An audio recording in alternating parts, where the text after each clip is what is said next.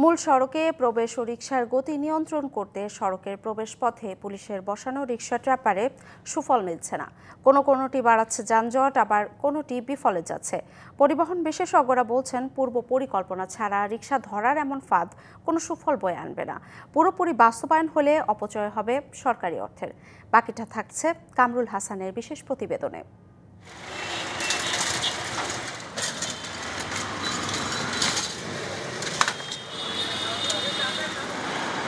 রাজধানী ঢাকার অন্যতম ব্যস্ত সড়কগুলোতে রিকশার দৌরাত্ম্য ঠেকাতে পরীক্ষামূলক রিকশা ট্র্যাপার বসিয়েছে পুলিশ। কার্যকরী ফলাফল পেলে বাস্তবায়ন করতে চায় বৃহৎ পরিসরে। শুরুতে মগবাজারের ক্যাপ্টেন মনসুর আলী সরণি ও ব্যাটারিগুলিতে বসানো হয় এই ফাঁদ, কিন্তু কার্যকারিতা নিয়ে উঠেছে প্রশ্ন। অনেক রিকশা চালক ফাঁদের উপর দিয়ে রিকশা নিয়ে পার হচ্ছেন মূল সড়কে।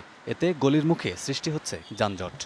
আলগি দিয়া রিকশা পার করান যায়, এটা দিল কাজে আসবে না, না থাকলো তো আরো ভালো।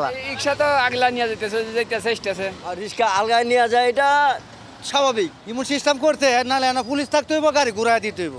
এটা দৌড়াটি হয়েছে না, দাম লাগে। এইটা দিছে যার কারণে আমার গাড়িটা স্লো করতে হয়, পিছনে জ্যাম ফিরে যেতে আছে। 5 বছরের কারণে গাড়ি স্লো করলে পিছনে জ্যাম বাঁধে। আর পরিকল্পনাবিহীন এমন প্রকল্প অনেকটাই ব্যর্থ, পাশাপাশি সরকারের অর্থ অপচয় ছাড়া আর কিছুই নয় বলছেন যোগাযোগ বিশেষজ্ঞরা।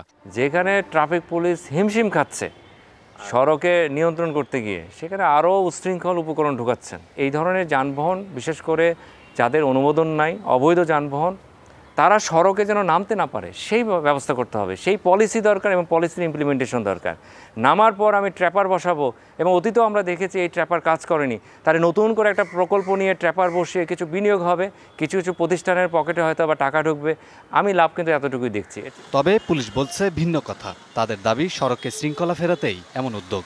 সুফল না মিললে থাকবে বিকল্প পদ্ধতি। এটা মূলত যারা আমাদের রিকশা চালক আছেন তাদেরকে নিরুৎসাহিত করা। তার রিকশার চাকাটা লিক হয়ে যাবে অথবা তিনি ক্ষতিগ্রস্ত হবেন, এটা না। অর্থাৎ একজন রিকশা চালক যখন যাবেন, এই ডিভাইসটা দেখে উনি যেন এখান থেকে চলে আসেন। তারা যদি এই ডিভাইসটাকে ওভারটেক করে, তাহলে সেই ক্ষেত্রে নতুন কোনো ডিভাইস এখানে ইন্ট্রোডিউস করা যায় কিনা, নিশ্চয়ই আমরা সেটা দেখব। তবে নগরবাসী মনে করেন, সড়কে শৃঙ্খলা ফেরাতে চাই বাস্তব ও সময়োপযোগী পরিকল্পনা। যে রাস্তাটাকে ডিএমপি কর্তৃক যাওয়া নিষিদ্ধ করা হয়েছে, সেই রাস্তায় আর সেটা ব্যবহার করে যাবেন না, এই বিষয়টিও আমরা যাত্রীদের কাছ থেকে আমরা প্রত্যাশা করি। Kamrul Hasan, DBC news, Dhaka.